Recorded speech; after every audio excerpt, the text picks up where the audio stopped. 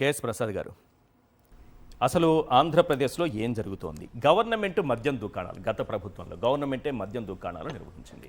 రాగానే తక్షణమే వెంటనే వాటిని తీసేసి ప్రైవేటు దుకాణాలు తీసుకొచ్చింది. ఈ నకిలీ వ్యాపారం కోసమేనా? ముందుగా సాక్షి ప్రేక్షకులకు నమస్కారం అండి. అలాగే ప్యానల్లో ఉన్న పెద్దలు అశోక్ బాబు గారికి, వెంకటరెడ్డికి కూడా నమస్కారాలు అండి. మీకు కూడా నమస్తే సార్. సార్, నేను ఒకటి చెప్తున్నాను. వ్యాపార దక్షతతో ప్రజాస్వామ్య విలువల్ని భ్రష్టు పట్టిస్తూ ప్రజాస్వామ్య ప్రభుత్వాన్ని నెలకొల్పిన ఈ ప్రభుత్వంకి చిత్తశుద్ధి కొరవడిందని మొదటి రోజు నుంచి చెప్తూనే ఉన్నాం. ఇదే వ్యాపార దక్షతతో లాభార్జనతో ఒక ప్రైవేటీకరణ పట్ల వీళ్ళకున్న చిత్తశుద్ధి ఇంక దేని మీద లేదు వీళ్ళకి. మీరు అన్నట్టు మీరు దీన్ని ఎన్ బ్రాండ్ అంటున్నారు, నేనైతే దీనికి టీబీజే బ్రాండ్ అంటాను. టీబీజే బ్రాండ్ అని, ఎందుకంటే తెలుగుదేశం, బీజేపీ, జనసేన కలిపి కూటమి ప్రభుత్వం ఇది. వీళ్ళు ముగ్గురు మన ఏదన్నా మన జీవితాలతో ఆడుకుంటున్న దగ్గర ఒకడేమో బీజేపీ ఆరోగ్య శాఖ మంత్రి ఉండి హాస్పిటల్ ప్రైవేటీకరించేస్తున్నాడు. మీకు ఇంకోటి చెప్తున్నాను, ఇందులో బీజేపీ ఎలా పాత్ర వహిస్తుందంటే వాళ్ళే దొంగను పట్టించే కార్యక్రమానికి తెరలేపారు. వాళ్ళు మొదటే ఈ తంబాలపల్లి ఇన్ఛార్జి ఇప్పుడు ఎవరైతే ఉన్నారో ఆయన పేరేటంటే జయచంద్రారెడ్డికి, అలాగే తిరువూరు ఒకటి ఈ టికెట్లు ఇవ్వద్దని చెప్పారు. వీళ్ళు బలవంతం టికెట్లు ఇచ్చారు తెలుగుదేశం వాళ్ళు. ఖచ్చితంగా వాళ్ళ సినిమా ఎలా చూపించాలో వాళ్ళకి తెలిసి చూపిస్తున్నారు. ఇందులో ఆశ్చర్యకరమైన విషయం ఏంటంటే వీళ్ళకి ఏమి చేతులకు మట్టి అంటున్నట్టు వీళ్ళిద్దరిని సస్పెండ్ చేశారు. అవును, అసలు సస్పెన్షన్ కన్నా ముందు పోలీస్ చర్యలు లేవు సార్ వీళ్ళ మీద కదా.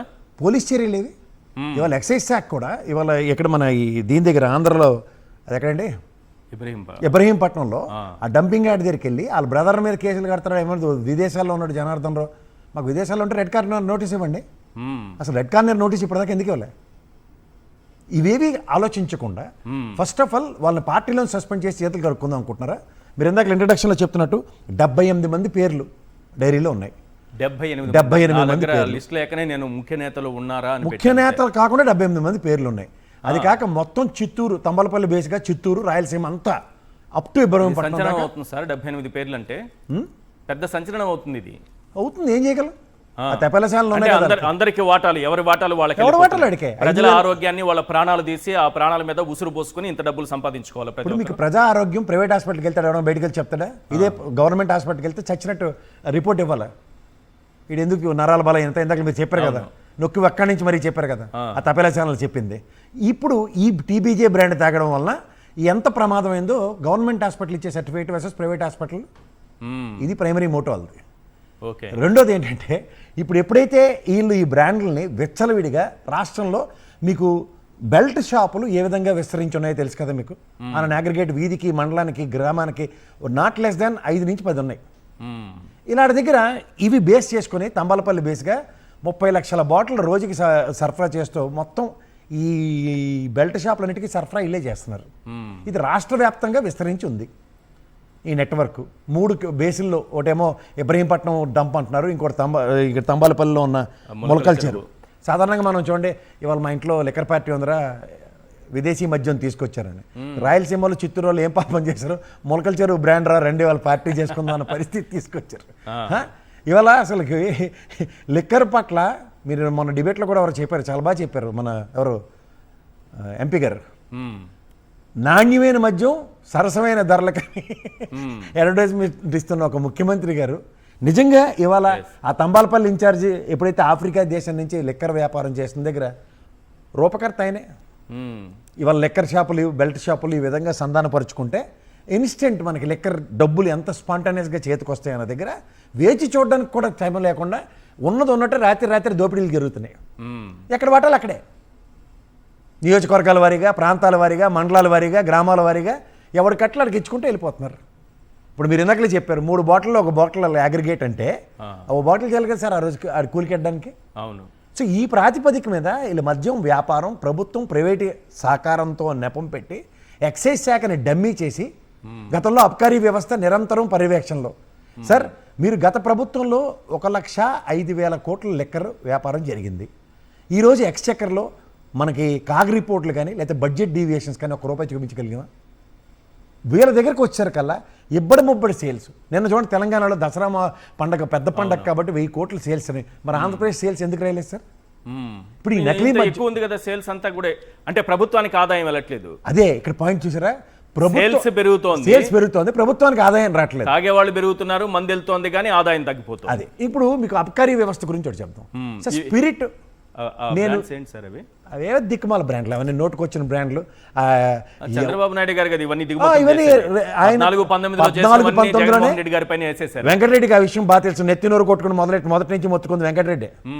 నేను ఒకటే చెప్తాను, ఈ బ్రాండ్లు ఇవాళ కూడా వీళ్ళకి డంప్ యార్డ్లో దొరికినవి ఆ బ్రాండ్ యొక్క నకిలీ స్టిక్కర్లు. ఇప్పుడు బ్రాండ్ కి ఒక నకిలీ స్టిక్కర్ పెట్టుకున్నారా? ఈ బ్రాండ్లన్నిటికీ నకిలీ స్టిక్కర్లు తయారు చేసి ఈ టీబీజే బ్రాండ్ ని అమ్ముతున్నారు మార్కెట్లో. ఓకే, ఈ స్టిక్కర్లు కూడా ఒరిజినల్ కాదు, బాటిల్ ఆల్రెడీ ఎత్తుకొచ్చినవి, కడిగి మళ్ళీ దాంట్లో పోసి రీఫిల్లింగ్ చేస్తారు. ఎక్కడో ప్రింట్ చేసుకొని తీసుకొచ్చి పెట్టుకున్నారు. ఖాళీ బాటిల్ కొని పెట్టి, ఖాళీ బాటిల్ కొని పెట్టి దాంట్లో వాటర్, ఫ్లేవర్, రసాయనాలు అవి ఇవి వేసి దానికి స్పిరిట్. అక్కడ ఆయన కూడా చెప్పాడు, ఎక్సైజ్ అధికారి చెప్పింది ఏంటంటే ఇక్కడ వీళ్ళు బ్లెండ్ తయారు చేస్తున్నారు అక్కడే. Okay, it is nothing but ఒక బ్రెవరేజ్ యూనిట్ ఏదైతే ఉంటుందో సార్, దానికి ఈక్వల్ అంటగా వీళ్ళు ఒక కుటీర పరిశ్రమ స్టార్ట్ చేశారు. ఓకే, అంటే చంద్రబాబు నాయుడు గారు నేను ఎప్పుడో సంపద సృష్టిస్తాను అంటే వాళ్ళ కోసం అన్నది తెలుసు. కానీ టికెట్ వచ్చి ఓడిపోయిన వాళ్ళు, తమ్మలపల్లికి వెళ్ళలేదు కదా అతను, లేదు ఓడిపోయారు. ఓడిపోయిన వాడికి కూడా ఉపాధి కల్పించడం వాళ్ళ దగ్గరే సామర్థ్యం ఉంది సార్. అసలు అతనికి టికెట్ రావడం వెనుక కూడా ఈ మద్యం అనేది ఉంది. అతను ఏదో కొంత నేను ఇలా బిజినెస్ చేయగలని చెప్పడంతోనే అతనికి టికెట్ వచ్చిందనేది ఇప్పుడు టీడీపీలో వినిపిస్తున్న టాక్. ఈ టీడీపీలో ఏంటి సార్, ఈయన వల్ల ఇవాళ లెక్క వ్యాపారం విధంగా మొత్తం టీడీపీ 15 నెలల బట్టి కలకల్లాడుతుంది. తెలుగుదేశం అందరి జేబుల్లో కలకల్లాడుతూ డబ్బులు ఉన్నాయి. మద్యం వాళ్ళలో ఆదాయం అనరు స్థానిక నాయకులకు కానీ, లేదంటే అక్కడ ఉన్న ఇన్ఛార్జీలకు కానీ, ఎవరికైనా. నేను ఇన్ఛార్జ్ అవుతున్నాడు కదా, ఈ కుటీర పరిశ్రమ పెట్టి పనిచేస్తున్నాడు. ఈ సస్పెన్షన్ కన్నా పోలీస్ చర్య ఏది? ఫస్ట్ ఇద్దరిని కూర్చోపెట్టాలి కదా.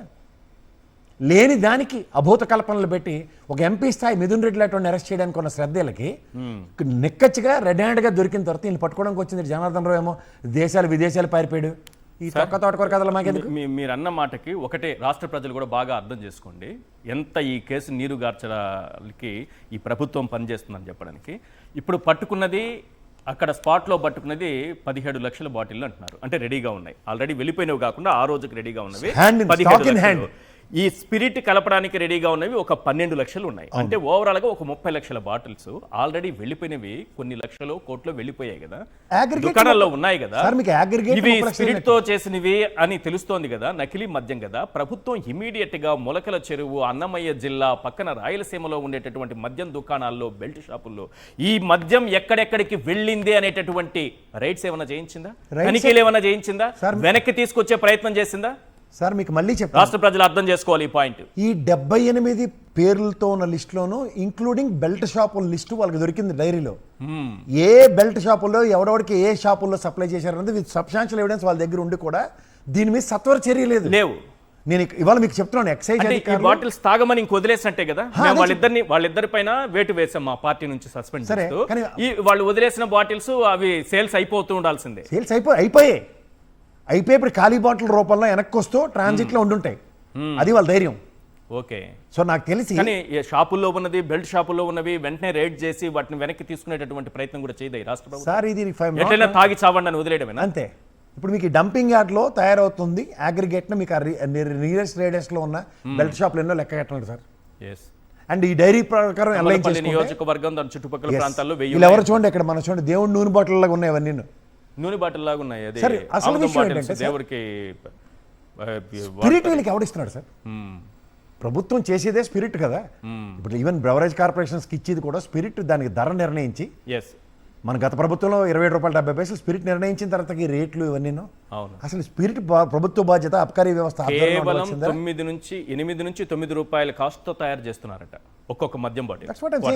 సార్ మీకు మళ్ళీ 110 నుంచి 130 రూపాయలకి అమ్ముతారు సార్. వాటిలో బాటిల్ కాస్టే ఉంటుంది sir. Bottle cost is more and rest all spirit, ఈ మిక్సింగ్ ఇవన్నీ తర్వాత ఇది మోస్ట్ ఆఫ్ ద వాటర్ కంటెంటే. సో వాటర్ కంటెంట్ ని అక్కడ నెవరెస్ట్ ప్లాంట్ నుంచి తీసుకొస్తుంది.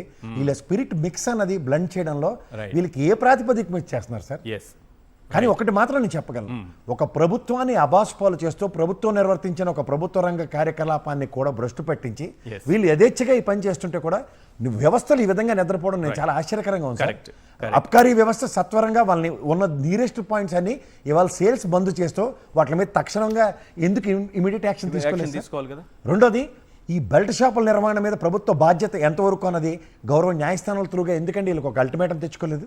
ఇది ప్రజల ఆరోగ్య సమస్యకి సంబంధించిన అవసరంతో ముడిపడి ఉన్నప్పుడు, ఇంత తీవ్రత ఉన్నప్పుడు, మన అగ్రిగేట్ 30 లక్షల బాటిల్ ఒక రోజు తయారు చేస్తున్నప్పుడు, 5,250 కోట్లు ఎక్స్చెకర్కి డీవియేషన్ వచ్చినప్పుడు, ఇవి రఫ్ క్యాలిక్యులేషన్లో 5,250 కోట్లు ఈ 15 నెలల దందా సార్. అంటే వీళ్ళు ఎస్టాబ్లిష్ చేసిన 3,500 కోట్లకి ధీటుగా 5,250 కోట్లు జేబుల్లోకి వెళ్ళిపోయి రైట్. వాళ్ళు ఇంకా పెట్టకరలు చెప్పారు, ఏది ఎలక్షన్లో డబ్బులు పంచారు, బంగారం, ఇనుము వ్యాపారం, తొక్క తోటకూరని. ఇది విత్ ఎవిడెన్సెస్. ఆ డైరీలో ఉన్న పేర్లు కూడా ప్రతి ఒక్కడికి అనా పైసలతో లెక్కలు ఉన్నాయి. రైట్. ఇది ఎక్కడ పెట్టారు అండి? ప్రభుత్వ బాధ్యత ఇదేనా? Yes. ఇదేనా అకౌంటబిలిటీ మరి ప్రజలకి?